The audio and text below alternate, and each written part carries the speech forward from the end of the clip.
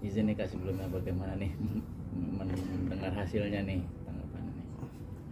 Iya, nggak gimana-gimana ya, karena memang proses hukum ini kan pasti ada ujungnya. Dan ujungnya adalah di hari ini, tanggal 25 Mei 2023, artinya kurang lebih sekitar Februari, Maret, April, Mei, 4 bulan ya.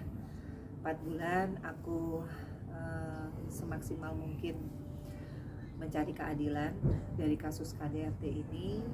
Dan alhamdulillah hasilnya aku mendapatkan keadilan yang buat aku, kalau jumlah vonis itu kan kita nggak ada yang pernah tahu ya, karena itu adalah kewenangan dari hakim. Tapi intinya adalah apa yang aku laporkan itu faktanya terjadi KDRT.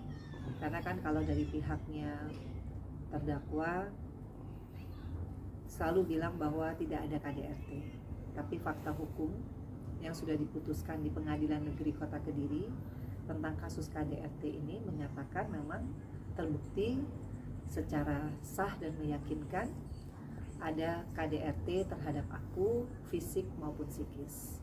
Itu faktanya. Kak, Nah, tapi Pena, ada kemarin, kecewa nggak sih Kak? Ini kan jaksa sebelumnya JPU menuntut 1,5, pada akhirnya diputuskan hari ini jadi 1 tahun nih, gimana nih Kak? Ya, sekali lagi yang namanya jumlah hukuman atau vonis itu adalah kewenangan dari hakim. Tidak seorang pun bisa mengintervensi. Jadi kalau menurut aku putusan ini bukan soal menang dan kalah, soal bagaimana aku menempuh jalur hukum terhadap satu perbuatan KDRT yang terjadi sama aku.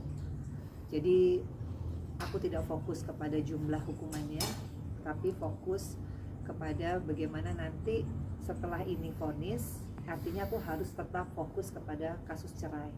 Karena itu penting juga, karena dalam kasus cerai kan Ferry meminta cerai, talak cerai karena ada KDRT terhadap dia. Padahal kan yang terjadi bukan seperti itu. Aku juga ingin bercerai, aku juga rekonvensi, aku gugat balik, aku juga ingin bercerai, tapi karena KDRT yang aku alami. Jadi putusan vonis dari pengadilan negeri ini insya Allah akan membawa satu pertimbangan di hakim dari Pengadilan Agama Jakarta Selatan bahwa yang terjadi adalah aku di KDRT. Jadi aku ingin cerai karena aku di KDRT. Dan sudah jelas kan vonisnya seperti itu.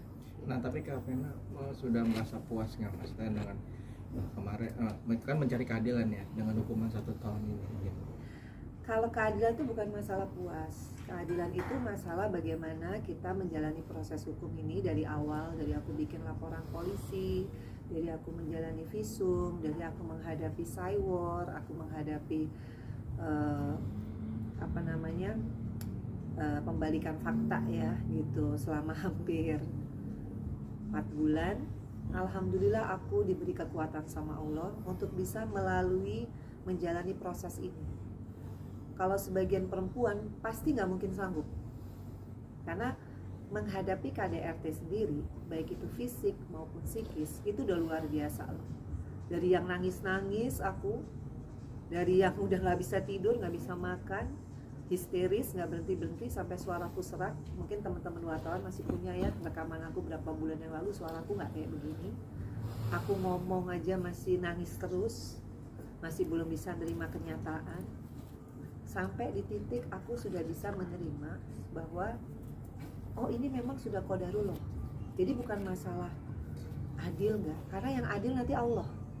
Kalau pengadilan di dunia, orang masih bisa bohong, orang masih bisa playing victim, orang masih bisa ngeles. Tapi nanti kita kan hidup kan nggak selamanya.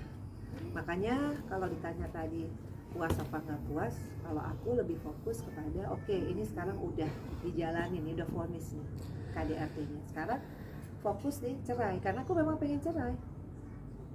Dan aku pengen cerai bukan karena aku yang meng-KDRT atau dia yang di KDRT, tapi fakta hukumnya di Pengadilan Negeri di Kota Kediri sudah putusan nih bahwa Ferry dinyatakan sah dan meyakinkan melakukan KDRT, hukumannya 1 tahun. Nah, itu kan sudah negara menyebutkan seperti itu gitu. Jadi aku fokus aja di next proses hukum yang lain gitu, perdata ya gitu. Tapi Kak, walaupun udah diputuskan ya hari ini, dia tetap aja nih Iya. tidak mengakui adanya tindakan tersebut nih Kak. Ya aku bisa ngomong apa? Kalau aku jujur, aku selalu mendoakan Ferry, keluarganya, semuanya, termasuk pengacaranya, aku doakan supaya mereka benar-benar bisa juga mengedepankan kejujuran, keadilan. Ya karena semua itu kan tidak lepas dari kalau di dunia ini kan ada sebab, ada akibat, ada perbuatan, ada konsekuensi. Jadi kalau aku sih nggak pernah merasa sedih lagi dengan kok mereka masih begini atau kok Ferry masih begini. Ya aku harus bisa lebih menerima bahwa itu hak mereka tidak mengaku, tapi hak aku juga untuk mencari keadilan. Sekarang alhamdulillah sudah di titik vonis di kasus KDRT. Artinya satu PR lagi. Aku ingin bercerai. Aku ingin bercerai baik-baik, tapi kalau memang nanti ada ketidakjujuran, ada ketidakpengakuan, itu hak mereka. Tapi aku sebagai orang yang aku takut sama Allah, ya aku pengen jadi orang yang lebih jujur, pengen jadi orang yang lebih mendoakan orang yang lebih baik, meskipun mungkin orang itu belum menyadari, orang itu belum dapat hidayah, orang itu mungkin belum bisa berkata yang jujur, ya aku kan nggak bisa memaksa. Itu aja sih. Kak, ini juga bukan selain tidak mengakui, dia juga sempat bicara bahwa pasca dari kejadian ini ada skenario dari kakak sendiri nih Kak. Gimana? Skenario apa? Nggak tahu aku skenario apa yang dimaksud. Tapi intinya aku tidak akan menanggapi hal-hal yang akan membuat ini jadi blunder. Aku menghargai sih profesi kalian, tapi aku juga harus mensosialisasikan, khususnya bagi semua perempuan di Indonesia, kayak yang play victim gini jangan diladenin, karena ini adalah bagian dari membuat kita tuh secara mental pasti down. Jadi kita sebagai perempuan, kita fokus aja. Seperti aku selalu bilang, ada konsekuensi kalau berani speak up, yaitu di playing victim, di cyber, lewat media. Kalau kita public figure, otomatis dong pasti media akan terus cari berita. Tapi aku nggak mau fokus di bumbunya. Ini kan bumbu nih. Kita fokus aja sama fakta hukumnya. Fakta hukumnya adalah selama persidangan. Ya saya menyayangkan sih kalau mungkin infotainment tidak secara utuh menayangkan pada saat proses persidangan. Proses persidangan itu jelas kok. Saksi fakta siapa, saksi ahlinya siapa, visumnya ada. Saya sebagai saksi pelapor, saya sudah memberikan keterangan. Jadi kalau urut-urutannya itu disosialisasikan, dipublikasikan, dan diikuti dengan baik dan benar, orang yang nggak ngerti hukum juga ngerti gitu. Tapi kalau dia tidak puas kan dia masih bisa banding ya. Jadi kalau mau tidak puas dengan keputusan hakim tuh bukan ranah di media sih. Karena media tuh bukan hakim kan. Media tuh hanya social control. Jadi kalau saya menilai ya kita fokus aja sama medianya di mana? Ya di pengadilan. Kalau kasus KDRT pidana di mana? Ya di pengadilan negeri. Di mana lokasi kejadian? Di Kediri. Ya berarti di kota Kediri lah kalau dia mau komplain gitu kan, ke pengadilan aja komplain. Ya itu banding. Tapi tadi ada nggak dia banding? Masih dipikir-pikir. Nah, jadi masih ada sekitaran 1 minggu lagi kan ya mau kita mengajukan tunggu. banding. Kita tunggu.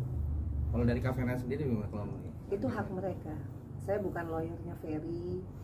Saya bukan orang yang bisa memberikan sosialisasi tentang hukum ya itu, tapi saya hanya seorang perempuan yang kebetulan saya memang sudah melaporkan, kemudian saya tetap fokus kepada kasus ini. Alhamdulillah sekarang sudah divonis, ya tinggal satu step lagi karena saya masih punya hubungan perkawinan, otomatis kan tetap harus diselesaikan dan ini masih berjalan.